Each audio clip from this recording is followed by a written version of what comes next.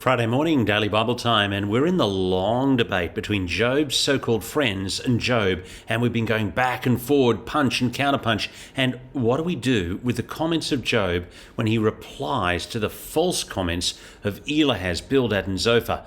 Job really believes that the living God is in control of the world. And so Job believes when suffering comes, it must ultimately be God who sends, or at least that God could have stopped it. And so Job cries out because he thinks God is firing arrows at him. Look at Job chapter 6 verse 4. For the arrows of the Almighty are in me. My spirit drinks their poison. The terrors of God are arrayed against me.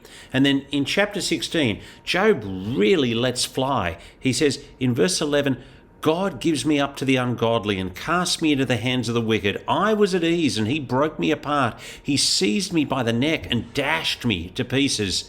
He set me up as his target. His archers surrounded me. He slashes open my kidneys and doesn't spare. He pours out my gall on the ground.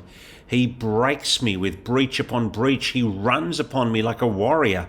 I have sewed sackcloth upon my skin and have laid my strength in the dust. My face is red with weeping, and on my eyelids is deep darkness, although there's no violence in my hands, and my prayer is pure.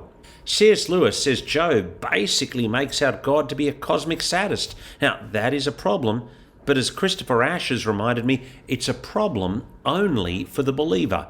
See, when unbelievers say they're troubled by the problem of pain and suffering, you could say to them, why are you troubled? I mean, I'm a believer and I'm troubled, but I don't get why you should be. See, you don't believe in a living God who's in control and who is good. Only people who believe in a living God who's in control and is good are troubled. See, the moment we cry out in this perplexity, we're admitting we ought to believe in a living good God. To struggle with God about the injustice of the world, that's actually the mark of a true believer. That Job longs to bring his case to God, that's the mark of a true worshipper. He knows it's God he's got to deal with. Listen to him in chapter 14, verse 13. He says, "Oh, that you would hide me in Sheol, that you'd conceal me until your wrath is past, that you'd appoint me a set time and remember me. If a man dies, shall he live again?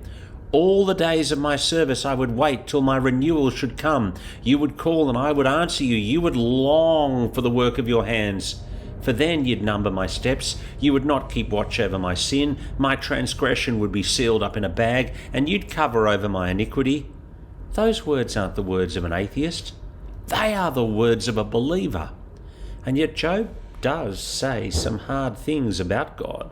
Ash says it's like a love drama, a troubled relationship, a girl crying out to her lover, "Why are you doing this? I hate you."